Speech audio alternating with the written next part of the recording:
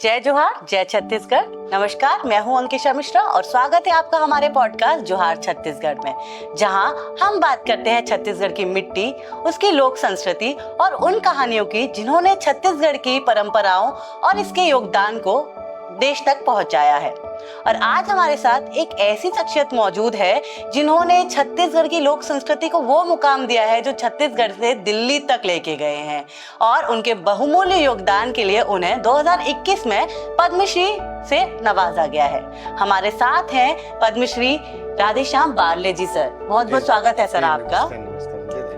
तो सर, मेरा पहला सवाल आपसे यही है, मैं ये जानना चाहती हूँ कि आपने अपने जीवन की शुरुआत कैसे की थी और आपको वो कब लगा कि अब मुझे अपने छत्तीसगढ़ की संस्कृति को देश में और फिर आगे चल के विदेश में भी पहुँचाना है। जी, मेरा जन्म 9 अक्टूबर 1966 को दुर्ग जिला के पाटन तहसील के ग्राम खोला, एक छोटा सा गांव है, वहाँ मेरा जन्म हुआ है। और जन्म के पश्चात जैसे जैसे उम्र बढ़ता गया, उसके बाद मेरे पिताजी बहुत अच्छा राम धुन के और खड़ी साज के पुराना आर्टिस्ट तथा कलाकार था मेरा पिताजी और चाचा जी लोग। पूरे गांव में एक मंडली था, उनसे देख कर शुरू में लगा कि हमारे तो खानदानी विधा हमारे गांव में पूर्वजों के द्वारा किया जा रहा, दादा परदादा के द्वारा, तो क्यों ना हम इसको आगे बढ़ाया जाए।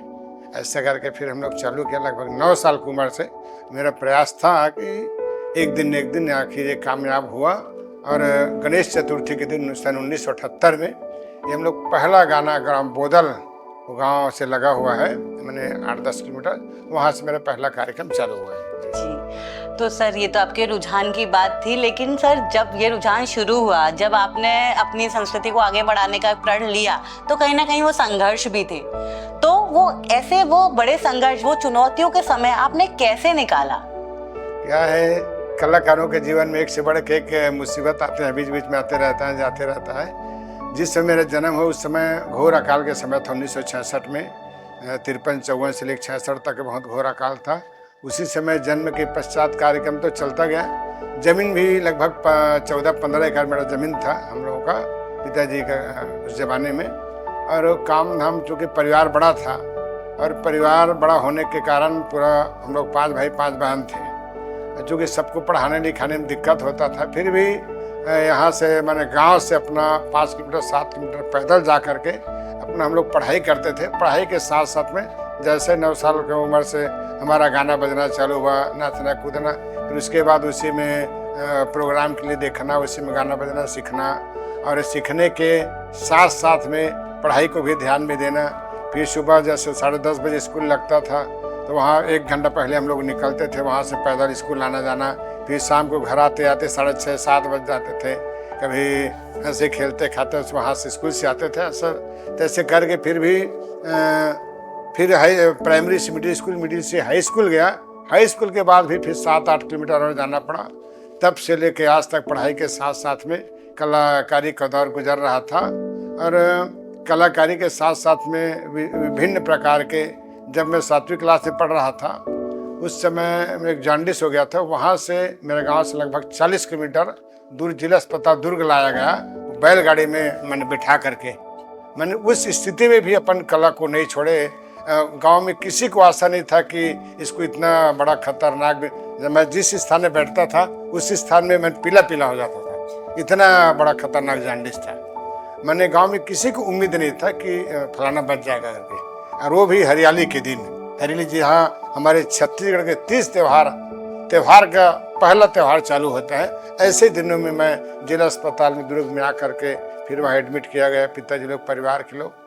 फिर ऊपर वाले की कृपा से अच्छा हो गया। एक सप्ताह 15 दिन में फिर निरंतर कार्यक्रम चलता गया। इस टाइप का मैंने कलाकारी के दौर के साथ साथ में गरीबी के साथ में विभिन्न परिस्थितियों का सामना करना पड़ता है मेरा।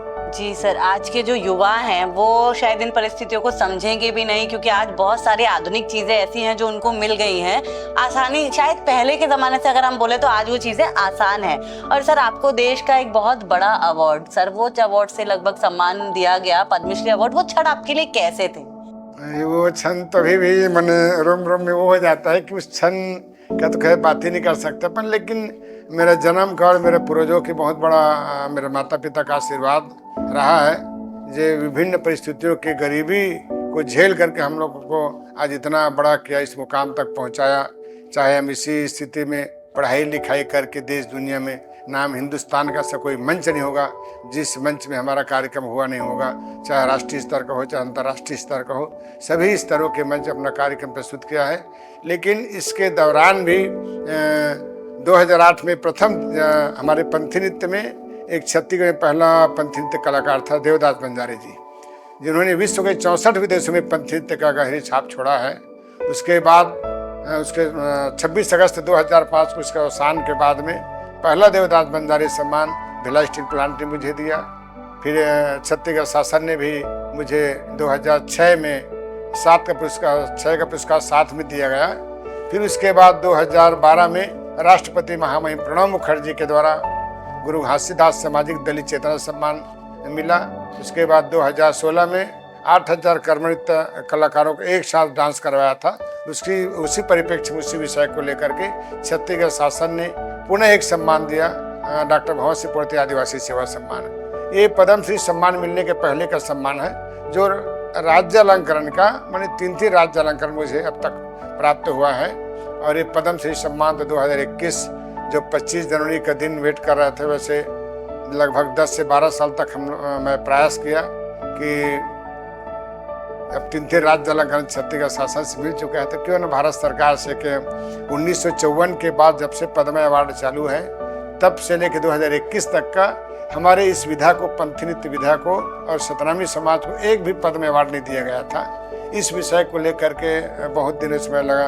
विगत 2021 के पहले के विगत लगभग 12 साल तक मैंने आवेदन करने के प्रयास किए मैडम। तो एक दिन हार जब तक हम हारेंगे नहीं तब तक जीतेंगे कैसे वाले कहावत है, तो हार में ही जीत छुपा रहता है। हम अगर 12 साल तक प्रयास नहीं करते, मेहनत नहीं करते और पीछे अपने वर्तमान और भूतकाल को नहीं अंदाज लगाते, तो इस हिसाब से हमारा पुरस्कार भी पॉसिबल नहीं था। लेकिन इन प्रकार बाबा जी की कृपा से, माँ सरस्वती के आशीर्वाद से, माता पिता संत समाज के आशीर्वाद से वो दिन आ गया जब 25 जनवरी को एक छोटा सा फोन आया कि गृह मंत्रालय से कि क्या मैं राधे श्याम बारले जी से बात कर सकता हूँ क्या। सेटअप के तो रोम मेरा विलोम हो गया। और कहने का मतलब ये था कि जब पहले फ़ोन आया तो मैं तो स्तब्ध रह गया कि मेरे पास इतना प्रधानमंत्री कार्यालय से फ़ोन आ रहा है, गृह मंत्रालय सेंट्रल गवर्नमेंट से फ़ोन आ रहा है। तो बोले कि अभी किसी को ओपन मत करना, आपके लिए कुछ सरकार ने कुछ सोचा है देने का। अब दिन भर देखते रहे, फिर 8:30-9 बजे के मुख्य समाचार के वेट किया। पूरा मीडिया वाले लोग घर में आके पूरा channel, electronic channel, print media, सारे मीडिया लोग आ गए। फिर 8:30-9 बजे का समाचार में आया कि छत्तीसगढ़ से राधे श्याम बारले पद्मश्री के लिए नॉमिनेट किया गया करके। तब फिर हर्षोल्लास के साथ पूरा बाजा गाजा, फिर राज्यपाल ने महोदया के फोन आया। उस समय हमारे छत्तीसगढ़ में सुजा उके जी थे मैडम। उसके बाद भूपेश सरकार थे, उस समय छत्तीसगढ़ का मुख्यमंत्री था, उनका फ़ोन आ गया। फिर खैरागढ़ के कुलपति, ऐसे जैसे पूरा दिल्ली से पूरा देश भर से फ़ोन आना चालू हुआ। तो खुशी का ठिकाना नहीं रहा। फिर पूरा परिवार के लोग, हमारे कलाकार लोग ढोल धमाके के साथ में आगे लगभग 4 बज गया रात उस दिन। मैंने तब से लेकर 7 महीना तक लगातार खाना, पूरा घर में पार्टी सार्टी भंडारा का काम और वो सब दुनिया भर के काम होते रहा। मैंने मेरा समाज का पूरा छत्तीसगढ़, पूरा देश में पहले मैं मेरे समाज के कलाकार हूँ पंथी का, जो कि मुझे भारत सरकार ने पहला पद्मश्री सम्मान दिया गया। फिर लगातार साल भर तक वो सम्मान का कार्यक्रम चला। जैसे ही हम लेकर 5 समय, चूँकि कोरोना कार्यकाल था, कोरोना कार्यकाल के समय 2021 में तो सब में दुनिया भर का हल्ला सब बंद था कोरोना काल के समय। फिर नवंबर में मेरा सम्मान होकर जब वहाँ से लौटा, जैसे ही हम दिल्ली से फ्लाइट में बैठे तो वहाँ बैठते ही हमारा सम्मान किया गया। फिर रायपुर के पहले एक बार और 2 बार मेरा फ्लाइट में मैंने सम्मान हुआ। जिस समय माना एयरपोर्ट में पहुँचा, वहाँ मेरे स्वागत में लगभग 20-25 पंथी दल, 10 राउत नाच है, कर्मा है, लगभग 70-75 टीम मेरे सम्मान में माना एयरपोर्ट सब पहुँचे थे। उसके बाद जैसे ही मैं मेरा गृह निवास पहुँचा, मरोदा स्टेशन भिलाई, दशहरा मैदान में मेरे जाने के पहले सीएम साहब पहुँचे थे, गृह मंत्री, सारे छत्तीसगढ़ मंत्रिमंडल मैंने सम्मान किया। अगोरा में अगोरा करते रहे, इंतजार करते रहे। मैंने खुशियों का ठिकाना नहीं था। यहाँ से लगभग 300-350 गाड़ी माना एयरपोर्ट से लेके भिलाई तक का पूरा एक शोभा यात्रा के तौर पे खुशियाँ अपना खुशियाँ जाहिर करने के लिए सभी कलाकारों के द्वारा सम्मान किया गया। और वहाँ पहुँचने के बाद लगभग 100 से 150 पंथी टीम मेरा सम्मान में एक साथ माने पूरा 7000 कलाकार एक साथ पंथी डांस किया। मैं अभिभूत हो गया। मैं अपने आप को धन्य मानने लगा। कितना लंबे समय तक का मेरा कला यात्रा, कला सफर, जो विभिन्न कठिन दौर से मैं गुजर कर भी अपनी विधा को नहीं छोड़ा, इसका ये परिणाम है। और बाबा जी का आशीर्वाद रहा, मेरा पूरा परिवार का आशीर्वाद रहा, मेरे माता पिता का आशीर्वाद से वर्ष 2021 में पद्म श्री सम्मान महामहिम राष्ट्रपति प्रणब मुखर्जी और रामनाथ कोविंद के द्वारा मुझे पद्म श्री सम्मानित किया गया।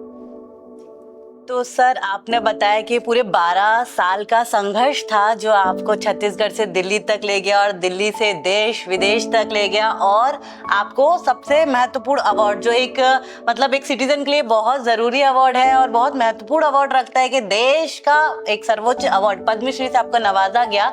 और वो जो विधा थी वो थी पंथी। तो सर, मैं ये जानना चाहती हूँ हमारे दर्शकों के लिए भी कि पंथी विधा है क्या, क्योंकि छत्तीसगढ़ के अंदर लोग फिर भी इस चीज़ को जानते हैं, लेकिन छत्तीसगढ़ के बाहर पंथी विधा को लोग उतना नहीं जानते। तो अगर आप हमारे दर्शकों के लिए बताएंगे कि विधा है कैसी, तो शायद उनके लिए भी आसान रहेगा और पता चलेगा कि वो विधा कितनी मेहनत से और आपने कितनी उसके लिए संघर्षों के बाद ये मुकाम हासिल कर पाया है।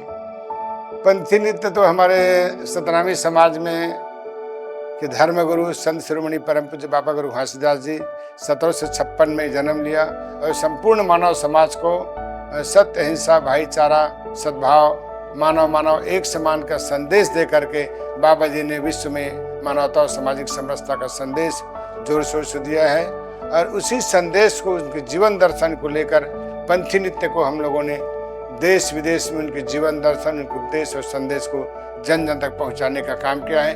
पंथी मतलब राही होता है, राही माने रास्ता बताने वाला।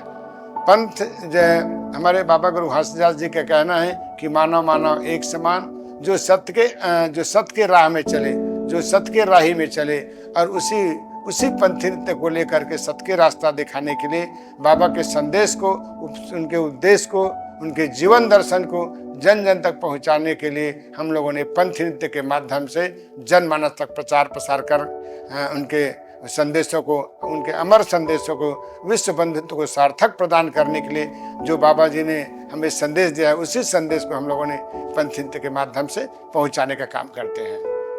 जी सर, आपने बात की कि पंथी मतलब राह दिखाना। तो सर, आपके जीवन में भी वो व्यक्ति या वो गुरु होगा जिसने आपको राह दिखाई होगी। तो आप किसी व्यक्ति से या सिर्फ गुरु आपके जीवन में क्या महत्व रखते हैं और आप उनसे कैसे प्रभावित होते हैं? देखिए, प्रत्येक बच्चे का सबसे प्रथम गुरु उनके माता पिता होता है। मेरे पिताजी तो हमेशा शुरू से, जब से मैं होश संभाला हूँ तब से लेके ये लगभग 107 वर्षों तक मेरे पिताजी का आशीर्वाद मुझे मिलता रहा। वर्ष 2020 में मेरे पिताजी का एक्सपायर हो गया, देहांत हुआ। तो उसके पहले भी पिताजी बचपना से, जब से मैं होश संभाला तब से लेके मैंने 2021 के पहले तक, बुजुर्ग होते तक का, उन अपनी विधा को नहीं छोड़ा। रामधुनी का बहुत फेमस कलाकार था मेरा पिताजी। खड़े साथ में बहुत अच्छा कलाकार था, जो जस जगराता है, सारे विधा में पारंगत है मेरे पिताजी। मैं मेरे पिताजी को गुरु मानकर, न ही बीच बीच में हालांकि बताते थे कि इसको ऐसा गाते हैं, इसको ऐसा बजाते हैं करके, अभी तक जो गुरु का जो निर्वहन किया, मैं गुरु मानता हूँ, मेरे पिताजी को मैं गुरु मानता हूँ। उसके बाद पंथी नृत्य में थोड़ा बच्चा खुद मेरा रास्ता बताया उस स्वर्गीय देवदास बंजारे जी ने, जिन्होंने पंथी नृत्य को लेकर के विश्व के 64 विदेशों में पंथी नृत्य का डंका बजाया, उन्हें मैं गुरु भी मानता हूँ।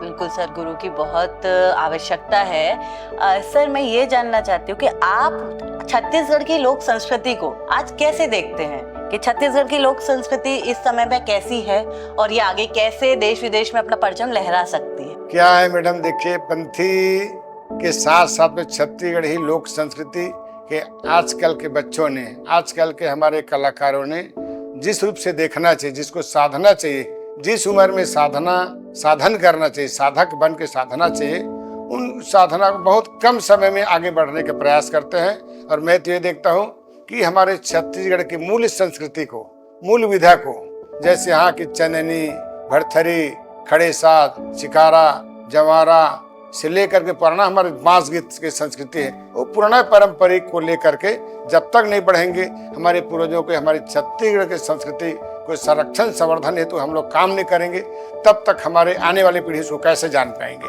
तो मैं तो यही चाहूँगा कि अभी जो जितने भी हमारे कलाकार हैं, जितनी भी हमारे लोक संस्कृति के कलाकार हैं, लोक संस्कृति से जुड़े हुए प्रत्येक विधा के कलाकारों से मैं निवेदन करता हूं कि अपने संस्कृति को ना भूले और अपने संस्कृति को आने वाले हमारे युवाओं तक, आने वाले नई पीढ़ी तक उस संदेश को ले जाएं। यही मेरा आशा है। तो सर, आपने विधा में अभी बताया, लेकिन कहीं ना कहीं बाधाएं भी बहुत आती, तो आपको क्या लगता है कि लोक कलाकारों के लिए, लोक संस्कृति के लिए आज के समय में क्या बाधाएं आ रही हैं और इसको कैसे दूर कर सकते हैं? देखिए, बाधा तो हम अपने आप में तैयार कर रहे हैं। अभी के युवा पीढ़ी के लोग नशा पान मद्यपान से चकनाचूर हैं। माने 75 या 85% कलाकार लोग नशा पान करते हैं। मैं तो चाहता हूं कि जो कलाकार कम समय में आगे बढ़ने की सपना देखते हैं, आगे बढ़ने के लिए अपना दिल सजो के रखते हैं, सपना सजो के रखते हैं, उन कलाकारों से मैं निवेदन करता हूं कि वो निस्वार्थ भाव से कला के प्रति समर्पित होकर काम करें, और समर्पित के साथ साथ में और उस नशा पान को त्याग करके अपनी त्याग तपस्या और अपने पूरा फुल बहुमत के साथ, पूरा फुल एनर्जी के साथ समय दे करके, एनर्जेटिक के साथ में उस विधा को साधन करे, उस विधा को साधना करे, ताकि अपने विधा में वो आगे बढ़ सके और उस विधा को लेकर के दूर दृष्टि तक, दूर लंबा छलांग मैंने अपनी जिंदगी भर उस विधा को लेकर चले और हमारे प्रदेश की विधा को आगे बढ़ाते रहे। जी सर, बिल्कुल, बहुत ही अच्छा एक संदेश आपने दिया युवाओं के लिए। सर, सरकार भी कभी कभी कलाकारों को ऊपर पहुंचाने के लिए और संस्कृति को आगे बढ़ाने के लिए बहुत महत्वपूर्ण योगदान देती है। तो आपको क्या लगता है कि छत्तीसगढ़ सरकार और जो समाज है वो लोक कलाकारों को कैसे आगे बढ़ाए और छत्तीसगढ़ की जो विधाएं हैं उन्हें कैसे लोगों तक पहुंचाए, उसमें उनका कैसे योगदान रहना चाहिए? देखिए, मैं तो चाहता हूँ कि पहले मध्य प्रदेश शासन था, मध्य प्रदेश सरकार था, जिस समय हमारे छत्तीसगढ़ मध्य प्रदेश एकीम था 2000 के पहले मध्य प्रदेश में भोपाल में आदिवासी लोक कला परिषद हुआ करते थे। वहाँ लोक कला परिषद से यहाँ के पद्म भूषण डॉक्टर तीजन भाई, स्वर्गीय झाड़ू राम देवांगन, पद्मश्री स्वर्गीय पुनाराम निषाद जी, स्वर्गीय सूरज भाई खांडे, स्वर्गीय देवदास बंजारे, स्वर्गीय अमृता बारले, ये लोग पहले भारत भवन भोपाल से लेकर के आदिवासी लोक कला परिषद और हबीब तनवीर के नाचा जैसे कलाकार में नाचा की विधा में भी पंथी समाहित करके देश विदेश के पूरे विश्व के कोने कोने में हमारे छत्तीसगढ़ के नाम को रोशन किए हैं। इस विधा को और हमारे छत्तीसगढ़ के पूरा कल्चर को, इस टीम को, इस विधा को आगे बढ़ाने का काम छत्तीसगढ़ सरकार का जवाबदारी बनता है। तो मैं समझता हूँ कि सरकार की बजाय अपने आप को भी, हमारा भी दायित्व बनता है कि सरकार की बात को, हमारी संस्कृति को हम आगे बढ़ाएं। सब बात को, सभी बात को हमको सरकार तक आशा अपेक्षा नहीं रखना चाहिए। भाई, हम लोग परिवार में 4-5 भाई बहन हैं, हम सबको, हमारे जब तक माँ बाप जिंदा तब तक हम लोग उनके आश्रित होकर उनके काम करेंगे, और जब आज नहीं तो कल माता पिता छोड़ के जाएगा ही, तब हमारे इस परिवार को हम कैसे आगे बढ़ाएंगे? हमारे इस परिवार को, आने वाले हमारे बच्चों को कैसे हम सीख देंगे ताकि अपने पैर में खड़ा हो सके, समझ सके, काम धाम कर सके।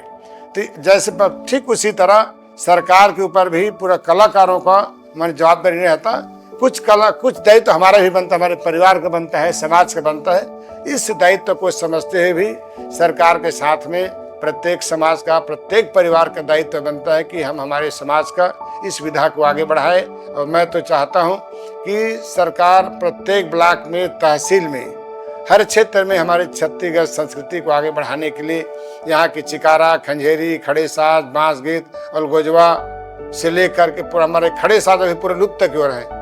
छत्तीसगढ़ में 5-10 ऐसे विधा है जो पूरा लगभग 99.5% लुप्त हो चुका है। जैसे चिकारा पूरा लुप्त हो चुका है, खंजेरी पूरा लुप्त हो चुका है, खड़े साज पूरा लुप्त हो चुके हैं। तो जितना भी विधा हमारे समाज में, हमारे छत्तीसगढ़ में लोक विधा जो लुप्त हो चुके हैं, उनको आगे बढ़ाने के लिए सरकार से हम यही आशा अपेक्षा करते हैं कि प्रत्येक ब्लॉक, प्रत्येक तहसील में ऐसे विधाओं को, जो विधा अभी तक लुप्त होने के कगार में, उस विधा को गांव गली से निकाल कर जो कला के प्रति समर्पित रहे, जो कला जो कला प्रेमी रहे, जो कला के प्रति अपनी इच्छा जाहिर करे, ऐसे कला साधकों को, ऐसे कलाकारों को, ऐसे बच्चों को, ऐसे स्कूल कॉलेजों में इस संदेश तक पहुंचाए।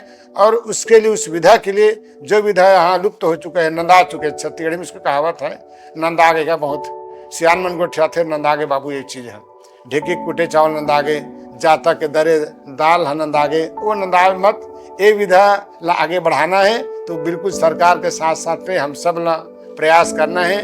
और सरकार से ही आशा अपेक्षा करूँ, प्रत्येक ब्लॉक में, तहसील में, जिला में ये विधा के प्रशिक्षण कराए, वो कलाकार ला आगे बढ़े के मौका दे, यही मैं सरकार से आशा अपेक्षा करूँ। जी बिल्कुल, क्योंकि किसी भी कला को आगे बढ़ाने के लिए सरकार, समाज और परिवार तीनों लोगों का साथ बहुत ज़्यादा ज़रूरी है। लेकिन सर, अभी आपने देखा होगा कि कहीं ना कहीं सारी चीज़ों में ना, जो भी लोक संस्कृति थी या लोक कला थी, उनमें अब आधुनिक कला भी मिलती जा रही है, जिन्हें आजकल के जो युवा हैं वो फ्यूज़न भी बोलते हैं। तो ये जो नई कला हमारी संस्कृति में मिल रही है या हमारी पुरानी लोक कलाओं में मिल रही है, क्या ये आधुनिक कला हमारी पुरानी कला के लिए एक अवसर है या फिर खतरा? आपको क्या लगता है? मेरे हिसाब से पूरा खतरा, घंटी बजना चालू हो गया है। जैसे हम उड़ीसा में जाओ तो उड़ीसा में गोटी पुआ चलता है, संबलपुर जाओ संबलपुरी डांस चलता है, पंजाब की तरफ जाएंगे तो पंजाब में भांगड़ा चलता है ना। और जैसे महाराष्ट्र में जाएंगे तो लावनी चलता है, राजस्थान में जाएंगे तो कालबेलिया चलता है। ऐसे असम में जाएंगे तो असम में कार्यक्रम देने गया था 2003 में, 21-32 दिन तक रहा वहाँ। असम में नामची, दार्जिलिंग, कामाख्या, कौरुनगर, सारे क्षेत्र वहाँ भ्रमण किया हूँ। तो जिस क्षेत्र का विधा है उस क्षेत्र में अपनाना चाहिए।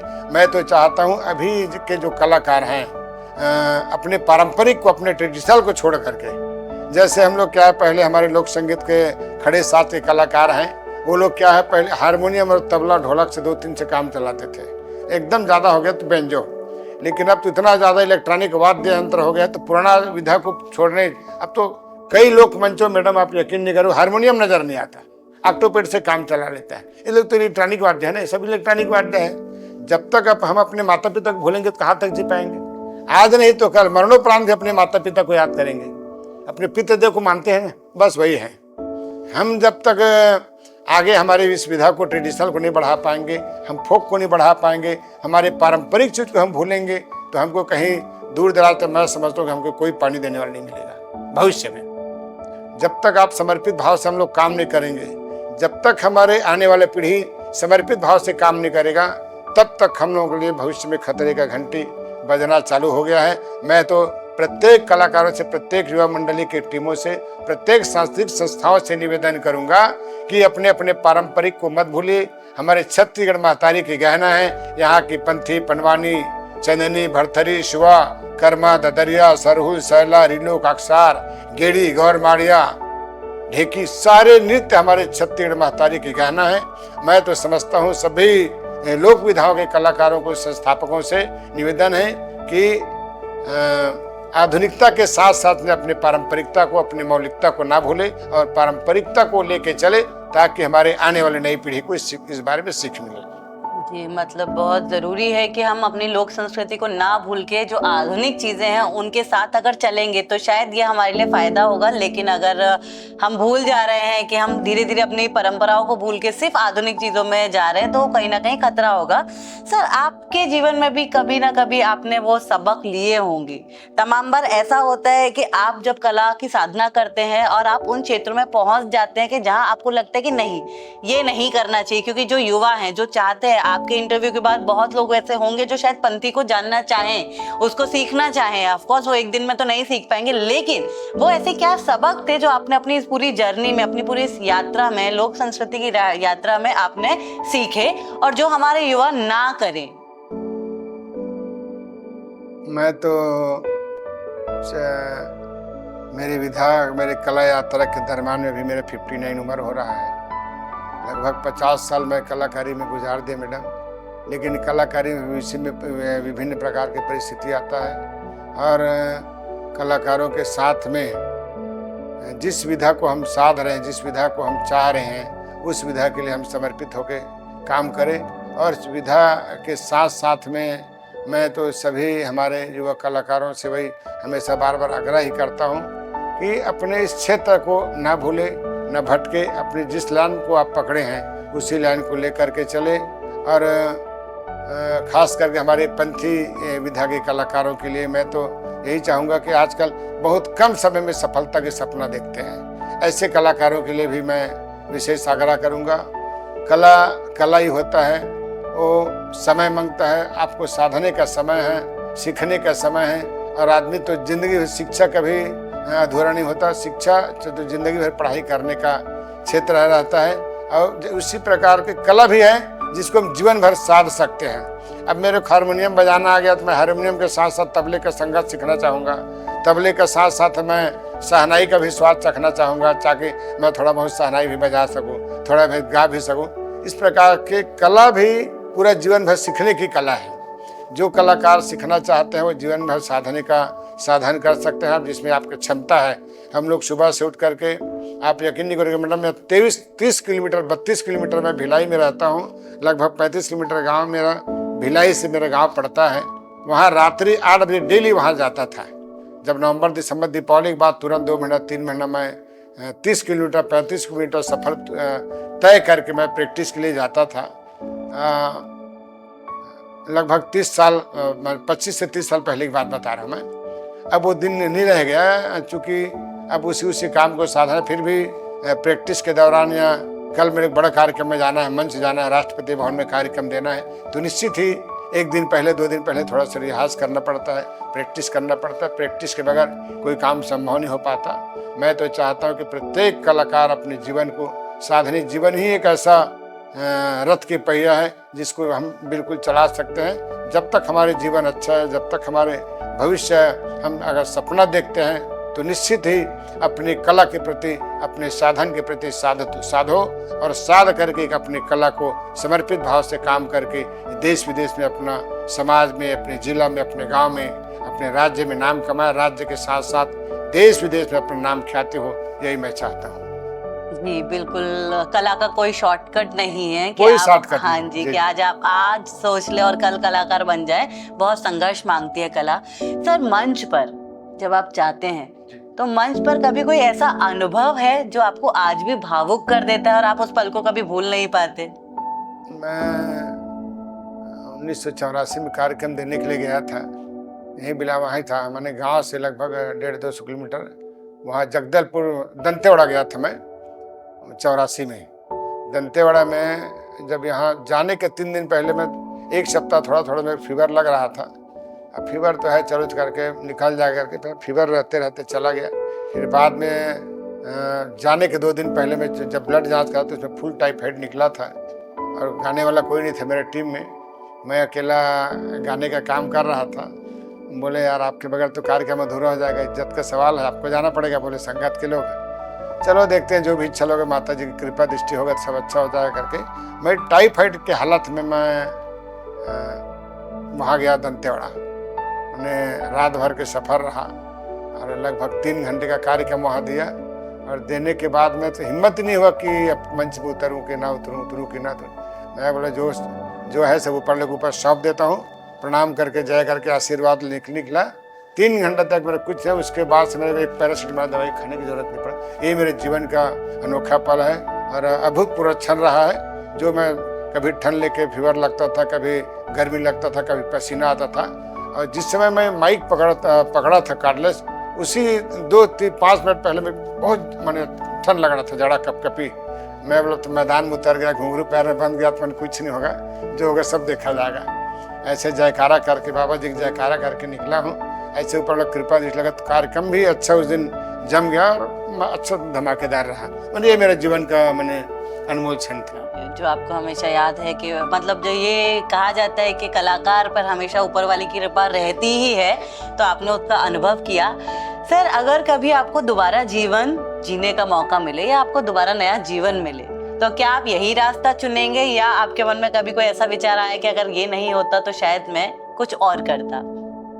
मैं तो जन्मों जन्म तक यही जन्म चुनना चाहूँगा, मानव जीवन। और मानव जीवन में सार्थकता यही मिलता है कि यहाँ रंग रूप वेशभूषा बोली अनेक है। एक कहावत है हमारे भारत भूमि में, वैसी टाइप का मैं मेरे समाज में बाबा जी जिस समाज में जन्म लिया हूँ मैं उसी समाज में जन्म लूँ और हर जन्म में बाबा जी का भाव भजन और कीर्तन मैं करूँ, यही मेरा सपना है। एक पंथी में मेरा कहावत है, सतो जन्म में ले हूँ अवतार बाबा तोर ले हूँ अवतार। ये एक गीत का मेरे गीत में आता है, अब बहुत सारे लंबा चौड़ा गीत है। अब आपके अनुमति हो तो मैं एक आध गीत लास्ट में सुनाऊंगा अगर समय बचे तो।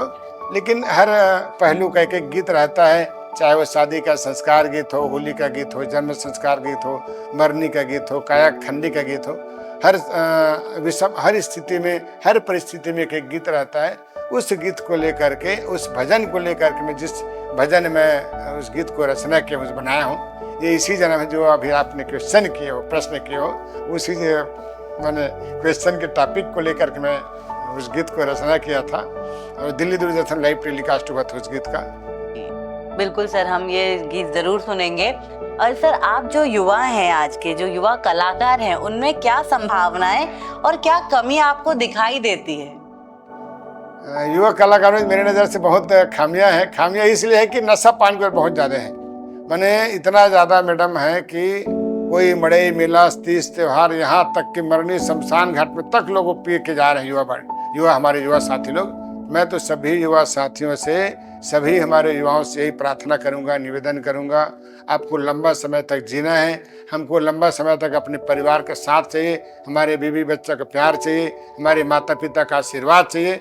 तो बिल्कुल नशापान, मद्यपान को और धूम्रपान को आप छोड़ दीजिए और जिस क्षेत्र में आप आगे बढ़ना चाहते हो उस क्षेत्र में तरक्की कीजिए, आगे बढ़िए, मान सम्मान पाइए और माता पिता का आशीर्वाद, अपने गुरुजनों का आशीर्वाद हमेशा लीजिए। लेकिन जिंदगी खुद ही एक जुआ है, उस जुए को एक साइड करिए और उस नशे को भी आप साइड कर दीजिए ताकि अपने जीवन के पीछे एक राह पकड़िए और उस जीवन की जिस संदेश को लेकर के, जिस उद्देश्य को लेकर के हमको ऊपर वाले ने जन्म दिया है कि हे प्रभु मैं जीऊंगा तो आपके हमेशा गर्भ के अंदर भी आपका नाम ले रहा हूँ, जब गर्भ के बाहर जाऊंगा तब भी आपका नाम लूँ और हमेशा हरि का नाम, बाबा का नाम लेते ही मेरे जीवन में आपको समर्पित करता हूँ। इसी भाव को लेकर के हमारे युवा साथी भी आगे बढ़े। मैं तो कहता हूँ कि प्रत्येक युवाओं को हर ऊपर वाले 3 बार मौका देता है सुधरने का, आगे बढ़ने का।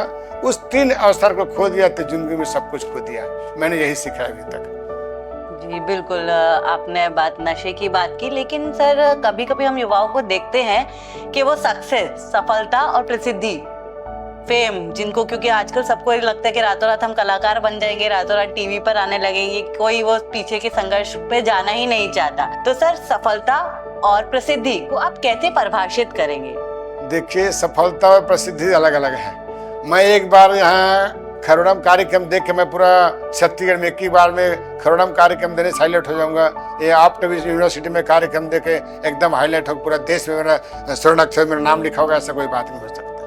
मैं समझता हूँ कि जिस विधा को, जिस क्षेत्र में हम लोग आगे बढ़ रहे हैं उस क्षेत्र में सफलता की मेहनत ही सफलता की कुंजी है। हम जब तक मेहनत नहीं करेंगे, जब तक हम उस विधा में मरेंगे मिटेंगे नहीं, तब तक हमको सफलता नहीं मिलेगी।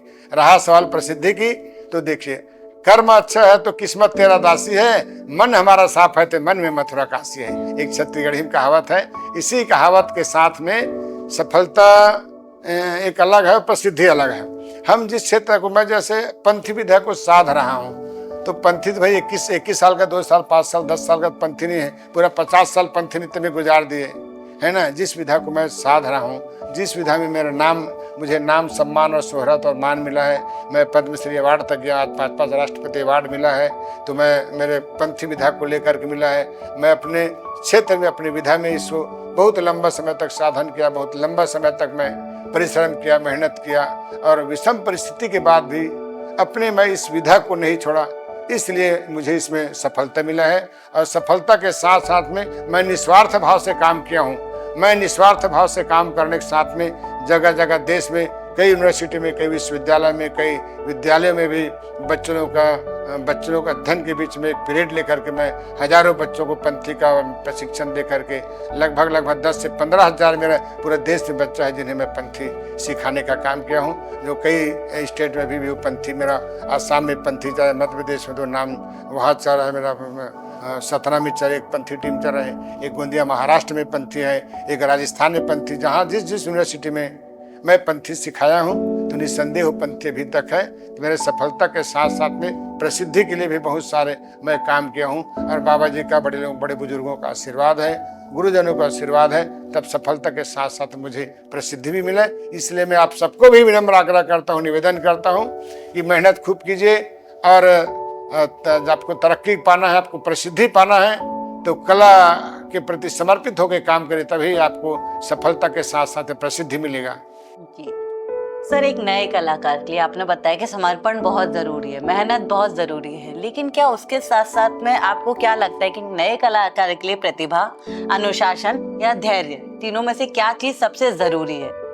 देखिए, एक कहावत है, त्याग, तपस्या और बलिदान के बगैर कुछ नहीं हो सकता। वैसे हर क्षेत्र में, हर विधा में भी समर्पण होना जरूरी है। जब तक हम समर्पित, वही मैं बार बार इसको रिपीट कर रहा हूँ, जब तक आप लोगों ने समर्पित होकर हम काम नहीं करेंगे, तब तक हमको सफलता भी नहीं मिलेगा।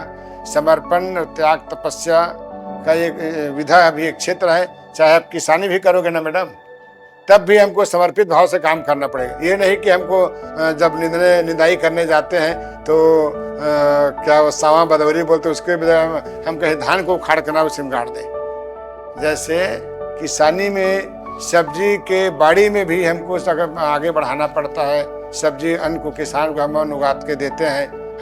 हम जैसे किसान, हमारे छत्तीसगढ़ कृषि प्रधान देश है और कृषि प्रधान राज्य में यहाँ छत्तीसगढ़ को धान का कटोरा भी कहते हैं। उसी प्रकार से छत्तीसगढ़ में कलाकारों का गढ़ है, कलाकार की खजाना है। यहाँ विभिन्न प्रकार की कला है, विधा है, साहित्य है, संस्कृति है। उसमें भी हम शॉर्टकट करेंगे तो शॉर्टकट नहीं बनेगा। आपको जब तक हमको एक काम नहीं करना, जैसे बारिश का अंतिम पल है और हमको एक खेत, हमको एक विधा खेत हमको हमारा बचा है, उसमें बीज डाल दे तो उसमें हल चलाना भी जरूरी है। हमको चाहे पानी गिरे या बादल गिरे, उस एक हरिया खेत को जब तक हम हल नहीं चलाएंगे, तब तक हम खेत की मेड़ नहीं देखेंगे। वैसे कहावत है कि इस गीत को पूरा करेंगे यार, उसके बाद लंच करेंगे। इस गीत को पूरा करेंगे, उसके बाद हम डिनर करेंगे। वैसे एक ठान लेते, अगर मन में ठान लेते हैं तो निश्चित ही वो काम पूरा होता है। उसी प्रकार के सब में समर्पित भाव होकर काम करना चाहिए। हमारे युवाओं से हम सभी क्वेश्चन में, सभी प्रश्नों का हम उत्तर में यही अपील कर रहे हैं कि सभी कि जो युवा हमारे संगवारी लोग हैं, युवा साथी लोग हैं, उन सब से मेरा निवेदन है कि किसी काम में आप शॉर्टकट मत कीजिए। किसी काम के प्रति, अगर किसी काम को हमको करना तो समर्पित भाव से आप कीजिए, निश्चित ही आपको सफलता मिलेगी जहां आप जाना चाहते हो। तो प्रतिभा तो हमारे पास आ जाती है, उसको हम बना लेते हैं, लेकिन अनुशासन और धैर्य और समर्पण उसको पूरी तरीके से कंप्लीट कर देता है। तो सर, आपने सुना होगा सोशल मीडिया एक ऐसा जगह है आज के युवाओं के लिए और आज के जेनजीज के लिए, क्योंकि कहीं ना कहीं हमारे देश या फिर वो युवा कंधे पर ही वो जिम्मेदारी रहती है कि आज जैसे आपने वो जिम्मेदारी उठाई अपने गुरुओं की, कल आपकी जिम्मेदारी आने वाले युवा उठाएंगे। लेकिन कहीं ना कहीं सोशल मीडिया इनके लिए एक ऐसी डिवाइस बन गया है, एक ऐसा प्लेटफॉर्म बन गया है यहाँ जहाँ पे इनको लगता है कि ये लोग वहाँ से बहुत फेमस हो जाते हैं। तो क्या आपको लगता है कि सोशल मीडिया जो है वो युवाओं के लिए, कलाकारों के लिए वरदान है या एक अभिशाप है? नहीं, अभिशाप तो नहीं कह सकते, लेकिन अभी के जो कलाकार हैं, अभी के जो हमारे युवा साथी लोग हैं, वो थोड़ा से मेहनत में बहुत आसमान छूना चाहते हैं। भैया, जब तक हम लोग 26 अक्षर 52 अक्षर के शिक्षा ग्रहण नहीं करेंगे, जब तक पहली क्लास और KG1 नर्सरी नहीं पढ़ाएंगे, तब तक हम 5वीं कैसे पास हो जाएंगे? तो शॉर्टकट नहीं करना है, आपको सीढ़ी ब सीढ़ी दर चढ़ना पड़ेगा। हम जब तक KG1 नर्सरी में है तो नर्सरी से हमको KG1 KG2 पढ़ना पड़ेगा, फिर क्लास 1 में जाना पड़ेगा। इसी टाइप का हिंदी पद्धति में भी है, हिंदी मीडियम माध्यम में भी है। हम जब तक पहली क्लास नहीं पढ़ेंगे तब तक 5वीं पास कहाँ से होंगे? तो आपको आगे अगर बढ़ना है तो पहली पास होना पड़ेगा। आपको अगर आगे चल के इंग्लिश मीडियम में अच्छा जाना है तो KG1 KG2 पे क्लास 1 जाना पड़ेगा आपको। क्लास 1 जब तक हम नहीं कर पाएंगे तब तक 5 6 तक सपना नहीं देख सकते। जब तक प्राइमरी से मिडिल से हाई सेकेंडरी की बात कॉलेज आप कर सकते हो। उसके बाद आप कोई भी सब्जेक्ट आप चयन कर सकते हो। उसी प्रकार के मीडिया में भी लोग आ तो जाते हैं। जैसे एक बार मैं यहाँ पंथी डांस कर दिया। पंथी डांस करना अलग है, लेकिन मीडिया में कवरेज जाना जरूरी है। एक जमाना था जब हम लोग छोटे छोटे थे, उस समय एक छोटे से प्रिंट में पेपर में हमारा नाम आया करके हम लोग बहुत खुश हो जाते थे। आज तक तो ऐसे अपने घर में, अपने परिवार में, अपने बिल्डिंग में अपने आदमी खाते खाते रील बना के फटाफट डाल रहे हैं। सोशल मीडिया, प्रिंट मीडिया तो नहीं, लेकिन सोशल मीडिया खास करके फेसबुक और इंस्टाग्राम, दुनिया भर के सब क्या ग्राम है वो सब चीज़ होता है। मैं तो दूर रहता हूँ, ज़्यादा नहीं चलाता, लेकिन बस कभी कभी समय मिलता तो व्हाट्सअप देख लेता हूँ। बाकी न तो मैं फेसबुक ज़्यादा देखता, न तो व्हाट्सअप ज़्यादा नहीं देखता। लेकिन हमारे साथी लोग, ज़्यादा उपयोग करने वाले साथियों को कहता हूँ कि समय निकालिए। अगर आगे बढ़ना है तो आप मेहनत कीजिए, आपको मीडिया वाले खुद आपके मकान, आपके घर तक जाएंगे। तो बिल्कुल सर, जैसे आपने बताया कि ये वरदान भी है और ये भटकाव भी है। सोशल मीडिया को अगर सही तरीके से चलाया जाए तो ये वरदान है, लेकिन कहीं ना कहीं अगर आप इसका ज़्यादा उपयोग या इसका मिस यूज़ कर रहे हैं तो ये आपके लिए भटकाव भी बन जाता है। जी सर, तो एक कलाकार को तारीफ तो बहुत मिलती है सर, हर बार होता है कि तारीफ मिलती है कलाकार को, लेकिन तारीफ के साथ साथ आलोचनाएं भी आती हैं। तो आपके जीवन में वो आलोचना का कोई क्षण था, या और उसके साथ साथ आपने ये सारी आलोचनाओं से खुद को कैसे उभारा, और जो हमारे युवा हैं इससे कैसे निपट सकते हैं, वो तरीका भी आप बताइए प्लीज़। वैसे तो मैडम आलोचना तो मेरे ज़िंदगी में बहुत कम हुआ है। अब देखिए, हर बढ़ने वाले व्यक्ति के ऊपर ईर्ष्या जलन ज़्यादा होता है आजकल सब पूरे देश में, खास करके हमारे छत्तीसगढ़ में ईर्ष्या जलन के भाव जो रहता है। लेकिन जो मन में ठान ले उसके लिए सब आगे आप बढ़ते रहिए, पीछे को मुड़ के मत देखिए, ऐसे कहावत है बड़े बुजुर्गों का। तो निश्चित ही हम आगे बढ़ेंगे। तो कौन अभिशाप हमारे लिए, हमारे बारे में कौन क्रिटिसाइड कर रहा है, हमारे बारे में कौन आलोचना कर रहा है, उसको हमको नहीं देखना है, उसको नज़रअंदाज करके हमको आगे बढ़ना है, तभी हम आगे बढ़ सकते हैं। मैं तो कहता हूँ कि आप अपने काम के प्रति बिल्कुल समर्पित होकर काम करिए, आप अपने काम के प्रति जवाबदारी से रहिए। और कौन हमारे बारे में क्रिटिसाइड कर रहे हैं, कौन हमारे बारे में गिला शिकायत कर रहे हैं, कौन हमारे बारे में क्या बोल, उसके ऊपर आप बिल्कुल ध्यान मत दीजिए, उसको नज़रअंदाज करके आप आगे बढ़िए। निश्चित ही आपको मंजिल मिलेगा।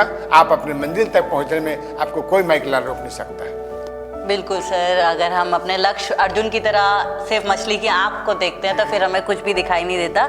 सर, कहीं ना कहीं जो युवा हैं वो मतलब जो आजकल के जेनजीज हैं, मैं आपसे जेनजीज की बात इसलिए कर रही हूँ क्योंकि यही लोग हैं जो इसको सीख के आगे बढ़ेंगे, यही लोग ये पॉडकास्ट से कुछ जानेंगे, पंथी हो या हमारी लोक संस्कृति हो। और आपका जो पूरा व्यक्तित्व रहा है और आप जिस तरीके से इंडस्ट्री में इतने लंबे समय से हैं, आपके एक्सपीरियंस है।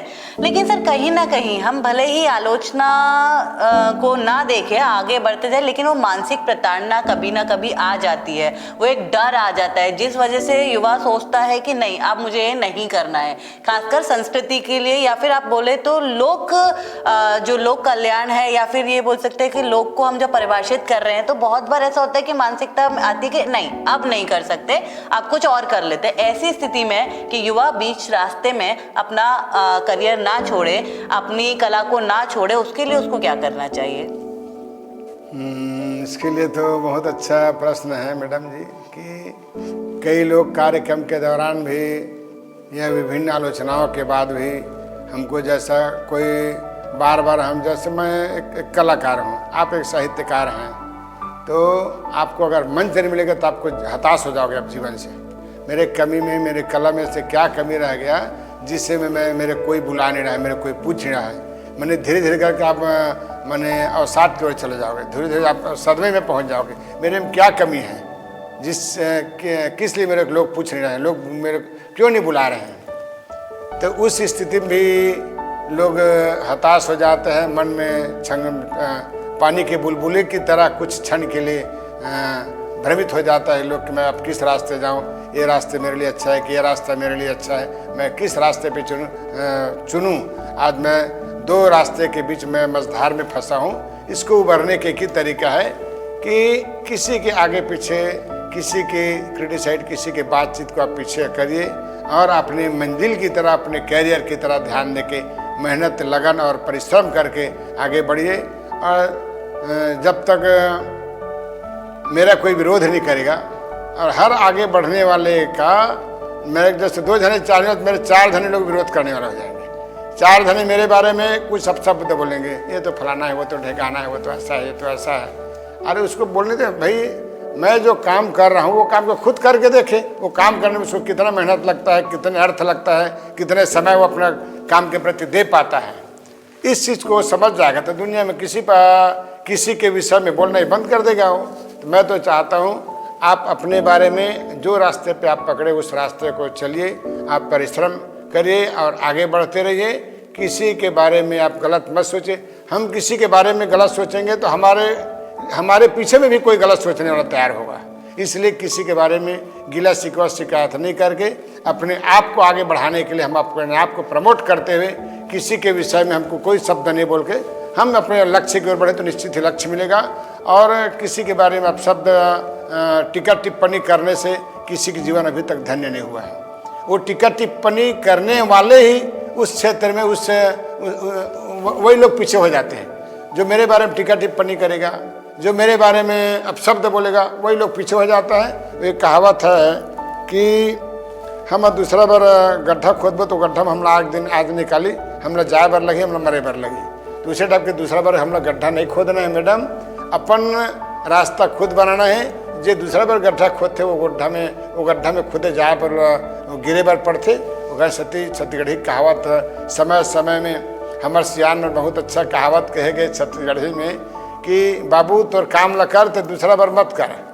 अपन मैं अच्छा काम करूँ तो दूसरा तौर पर गड्ढा खोदी तो ते नहीं झपात, वो गड्ढा खोद जा को हिम गिरी है पट्टी। ये छत्तीसगढ़ी कहावत है। तो गए सती सबो संगवारी मल्ला, सबो भाई बहनी मल्ला, मैं निवेदन करूँ दूसरा के अपशब्द जन गलत सलत टीका टिप्पणी करते हो बात मत आओ। अपन मंजिल की ओर जाओ, अपन मंजिल ल पाओ। चाहे वो कला क्षेत्र में हो, शिक्षा, साहित्य, संस्कृति, चाहे मेहनत, कोई भी क्षेत्र में आप जाओ, वो क्षेत्र के मंजिल वो क्षेत्र में आपके बिल्कुल एम तक पहुँचो, ये मेरी अपेक्षा व आशा है। बिल्कुल सर, दूसरों के लिए गड्ढा खोदने वाले उस गड्ढे में खुद गिर जाते हैं। हाँ। सर, छत्तीसगढ़ की लोक संस्कृति में आप अपनी भूमिका, उसको आगे बढ़ाने के लिए अपनी भूमिका को कैसे देखते हैं? मैं तो चाहता मैडम, अभी लगभग मेरा 50 साल के कलाकारी में 17 व 18 जनवरी 2008 में बिना सरकार के सहयोग से एक साथ 14,000 पंथ नृत्य के महोत्सव करा रहे हैं। एक जैसे दिल्ली में हमारे परेड ग्राउंड होते ना, माने आजकल तो 100 आदमी 200 आदमी खाना दे पर आदमी हिचकते, लेकिन मैं तो 14,000 ला 2 दिन रख के 4 टाइम के भोजन कराएं और एक साथ कार्यक्रम करा के पूरा छत्तीसगढ़ सरकार के वो समय हमारे सरकार में रही से माननीय डॉक्टर रमन सिंह मुख्यमंत्री वहाँ गिरी से, विधानसभा अध्यक्ष भी गिरी से। तो एक साक्षी में हमारा 14,000 पंथी एक साथ नृत्य कराएं। 2016 में भी मुख्यमंत्री गिरी से होकर उपस्थिति में भी हम 8,000 कर्मा कलाकार आदिवासी संस्कृति ला देश विदेश में पहुँचाए खातिर हम 8,000 कर्मा कलाकार एक साथ नचाए के प्रयास करें। तो मैं तो चाहता हूँ कि अत्यक हम गरीबी स्थिति ला देख के, विभिन्न परिस्थिति ला देख के भी हम अपन कला ला नहीं छोड़ें। कला के साथ साथ में हजारों कलाकार लागे बढ़ाए बार हम प्रेरणा देहन और प्रोत्साहित करें कि आप मन भी आओ, निस्वार्थ भाव से काम करो। निश्चित ही आपके विधा ला लेके चलूँ तो विधा में आप नाम शाखा कमाऊँ और देश दुनिया में आपके नाम अमर हो। ऐसे टाइप के हम संदेश हमारे सबो युवा संगवारी मन देख के प्रयास करे हैं मैडम जी। जी सर, बिल्कुल। और आपने वो संदेश, क्योंकि मैं अगला यही सवाल आपसे कहना चाहती थी कि आप हमारे युवाओं को और जो छत्तीसगढ़ के लोक कलाकार हैं उनको क्या संदेश देना चाहते हैं, तो वो आपने संदेश अपनी इन्हीं बातों में दे दिया। और उसके अलावा कुछ आप ऐसा संदेश जो हमेशा एक कलाकार या तो बनने के लिए, या अगर वो कलाकार है तो जीवन पर्यंत उसको एक ऐसी बात जो गांठ बांध ले और जीवन पर्यंत उसको भूले ना, और वो उसकी सफलता की कहीं ना कहीं कुंजी बने और प्रसिद्धि भी मिले और छत्तीसगढ़ की संस्कृति को वो आप लोगों की तरह ही आसमान पर लेके जाए।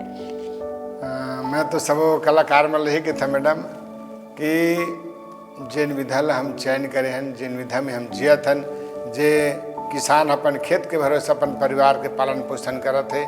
निश्चित ही मैं सब कलाकार से कहना चाहूँ कि सबसे पहली बात तो भी जिन छत्तीसगढ़ में ज़्यादा व्याप्त है धूम्रपान, नशापान, मद्यपान, ये छोड़ो। और जिन जिन क्षेत्र में अपन जाना चाहो तो निश्चित ही करो। कला क्षेत्र में भी बहुत बड़े नाम है, शोहरत है, आसमान के बुलंदी ले छुओ, लेकिन निस्वार्थ भाव से काम करो। अब अपन कला एक ऐसी चीज़ है मैडम जी कि कला में नाम, पैसा, शोहरत सब चीज़ है कला के कलाकारी के लाइन में, लेकिन जब आप निस्वार्थ भाव से काम करो, हम हमारे विद्यालय निस्वार्थ भाव से हम सेवा करबे, साधे के प्रयास करबो, तब बिल्कुल परिवार के साथ साथ में माता पिता के नाम, परिवार के नाम, समाज के नाम, अपन राज्य और देश और विदेश में ये पूरा परिवार के नाम, अपन नाम और शोहरत यश मिली। और यश कीर्ति जैसे हम अपन विधा के साथ साथ में जन जागृति कार्यक्रम भी बहुत चलान, पंथी नृत्य के माध्यम से, लोक कला के माध्यम से, बेटी बचाओ बेटी पढ़ाओ के कार्यक्रम बहुत हजारों कार्यक्रम दे हन, और साक्षरता के ऊपर बहुत सारे कार्यक्रम दे हन, पर्यावरण के ऊपर बहुत सारे कार्यक्रम दे हन। जन जागृति कार्यक्रम ला गांव गांव में जा करके भी आज कम से कम 7,000 10,000 से ज़्यादा कार्यक्रम हमन जन जागृति जन कल्याणकारी योजना ला भी अपन कला के माध्यम से जन जन तक पहुंचा के प्रयास करें। आप सबसे भी विनम्र आग्रह है, निवेदन है, विनती है कि अपन जीवन ला जियो, अच्छा से जियो, आन बान और शान से जियो, अपन परिवार के नाम ला दिन दुगुना रात चौगुना तरक्की करो, अपन आसमान की बुलंदी ला छुओ, अपन पुरखा के नाम ला जगाओ, अपन परिवार के अपन माता पिता के नाम ला जगाओ और कलाकारी ऐसे करो ताकि दुनिया में नाम रह जाए, और बदनाम और नशा पान ला छोड़ो, और कला में कैसे दिन दो रात चौगुना के आसमान की बुलंदी, जैसे सूरज और चांद है दुनिया में जगमगाहट, वैसे आपके परिवार के नाम में, आपके नाम दुनिया, आपके नाम से गांव ला जाने, गांव के नाम से आप लमत जाने, आपके नाम से जैसे तीजन भाई कहाँ करेगा, तीजन भाई गनियारी करे, देवदास बंजारे कहाँ करे, धनोड़ा करे, वैसे आपके नाम से गांव ला जाने, ऐसे काम करो दुनिया में ताकि दुनिया में नाम आपके अमर रहे। जी, काम ऐसे करें कि दुनिया में नाम अमर रहे। और सर, आप अगर आए हैं हमारे इस मंच पर जोहार छत्तीसगढ़ में और आपकी आवाज़ में हम वो पंथी गीत ना सुने, ऐसा हो नहीं सकता। और अगर आप आए हैं और हम चाहते हैं कि आप इस एपिसोड को और ख़ास बनाएं और हमारी ऑडियंस के लिए कुछ पंथी की लाइनें जो आपको सबसे ज़्यादा पसंद हो, ऐसी लाइनें आप हमारे दर्शकों के लिए प्लीज़ जरूर गाएं। बहुत सारे गीत, लगभग 350 गीत रचना गीत हरे, लेकिन जो शुरू में पहले के सियान मन के में गीत लगा रहे हैं, वो गीत लेने का आता हूँ मैं, जिन्हें दिल्ली दूरदर्शन में 2-3 बार लाइव टेलीकास्ट हो से, और वही गीत से मतलब ज़्यादा पहचान मिली से। वो गीत एक मुखड़ा और एक अंतरा के साथ में आपने सुनावा था। परम पूज्य गुरु बाबा घासीदास की जय, सत्य नाम की, सत्य नाम सुमर के सब कुछ की जय का जय, सदा सुमंगल होता है कि कृपा करे घासीदास, कृपा करे घासीदास, होता है सकल काल की छय, होता है सकल काल की छय, बारे बार सब प्रेम से बोलो सत्य नाम साहेब। बोल गुरु घासीदास बाबा की जय। सत्य कर रसता बतैया गुरु हो तोर चरण मनावो ना, बाबा हो तोर चरण मनावो ना, गुरु हो तोर चरण मनावो ना, बाबा हो तोर चरण मनावो ना, सत्य कर रसता बतैया गुरु हो तोर चरण मनावो ना, बाबा हो तोर चरण मनावो ना। ये घासीदास बाबा जी रसता बताए, रसता बताए, छुअछूत भेद भा गुरु हाँ मिटाए, बाबा हाँ मिटाए, गुरु हाँ मिटाए जी, बाबा हाँ मिटाए, बाबा सब लाई अपन जस जानी, गुरु हो तोर चरण मनावो ना, बाबा हो तोर चरण मनावो ना, सत्य कर रसता बतैया गुरु हो तोर चरण मनावो ना, बाबा हो तो चरण मनावो ना। ये गीत मेरा बहुत प्यारा गीत है, 1992 से गीत में गा था। ये गीत हमारे 3 बार दिल्ली दूरदर्शन में वैसे, रायपुर दूरदर्शन और जगदलपुर और बिलासपुर के तो कोई ठिकाना नहीं है, लेकिन बहुत सारे गीत प्रसिद्धि मिले। मैं कायाखंडी गीत मेरे बहुत पसंद आते। कायाखंडी गीत में शुरू से मेरे अच्छे बसे हैं, और कायाखंडी गीत चूँकि शरीर की सुरक्षा और सुधार के लिए आते कैसे थी, मैं कायाखंडी गीत भी बहुत पसंद करता। बाबा जी के भजन और गीत में तो बहुत सारे उपदेश संदेश के जीवन दर्शन छुपे हैं। संपूर्ण मानव समाज उपदेश संदेश दे एक सती बाबा जी के भजन लेके पंथी नृत्य के माध्यम से हमारे पिता स्वर्गीय समारू राम मारले और माता स्वर्गीय श्रीमती गेंदी भाई मारले के आशीर्वाद से और हमारे बाबा गुरु घासीदास की कृपा से, संत समाज के आशीर्वाद से आज मेरा पंथी नृत्य में नाम और शोहरत पूरे देश में एक अलग पहचान बनी से।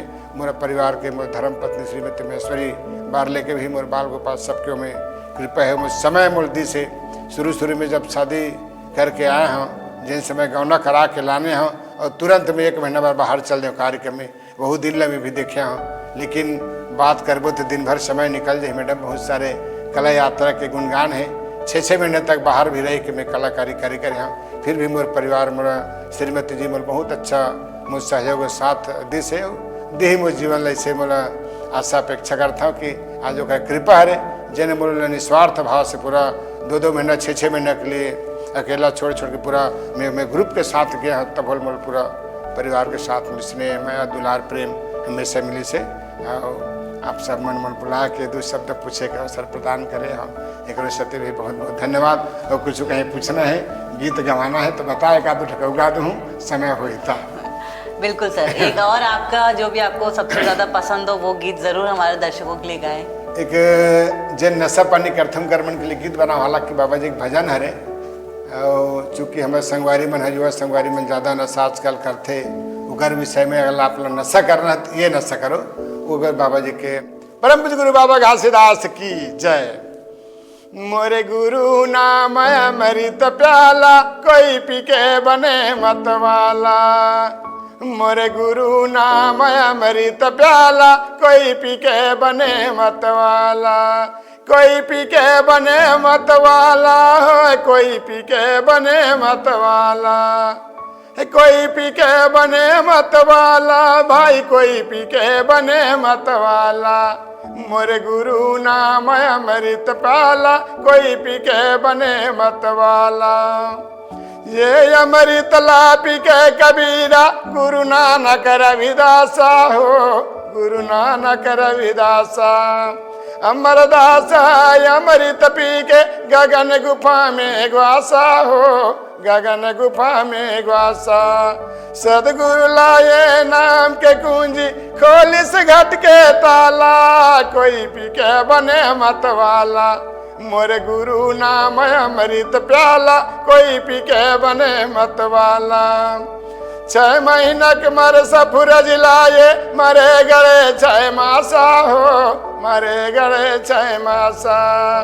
प्रेमी चातक प्यास बुझाए, जन्म जन्म के प्यासा हो, जन्म जन्म के प्यासा। सदगुरु लाए नाम के कुंजी, खोलिस घट के ताला। कोई पी के बने मतवाला, मोरे गुरु नाम अमृत प्याला, कोई पी के बने मतवाला। मन के एक समाना, यही है गुरु के बाना जी, यही है गुरु के बाना। तन लतपा के लाए बाबा, सबके लिए खजाना जी, सबके लिए खजाना। गुरु सबके लिए खजाना जी, सबके लिए खजाना। जो कोई पिए अमर हो जाए, हंसा मिटे अब काला। कोई पी के बने मतवाला, मोरे गुरु नाम अमृत प्याला। कोई पी के बने मतवाला, मोरे गुरु नाम अमृत प्याला। कोई पी के बने मतवाला, कोई पी के बने मतवाला, कोई पी के बने मतवाला। ये गीत में बाबा जी ला लेके नशा पान के ऊपर बना रहे हैं। आप ला पीना है तो बाबा जी के नाम के अपन अपन गुरु के नाम के अमृत ले पियो, तो आपके अपन जीवन अपन परिवार धन्य हो जाए। जैसे कि कई गीत में छोटे से 3 आंतरा के गीत बना रहे हो 20-22 साल पहले की बात। बहुत ही खूबसूरत सर संदेश, और आपका गायन बहुत ही खूबसूरत गाया आपने। और ये हमारे लिए सौभाग्य की बात है कि आपने अपना कीमती समय हमें दिया और आप यहाँ आए, जिसके लिए MSTV की तरफ से और यूनिवर्सिटी की तरफ से मैं आपका बहुत बहुत धन्यवाद करती हूँ। तो आज थे हमारे साथ पद्मश्री राधेश्याम बारले जी, जिन्होंने छत्तीसगढ़ की संस्कृति को एक नए मुकाम पर पहुंचाया और जनवरी 2021 में उन्हें पद्मश्री से नवाजा गया। जल्द ही हाजिर होंगे नई कहानी के साथ, नए किरदार के साथ और नए गेस्ट के साथ। तब तक के लिए जुड़े रहिए हमारे साथ। जय जोहार, जय छत्तीसगढ़।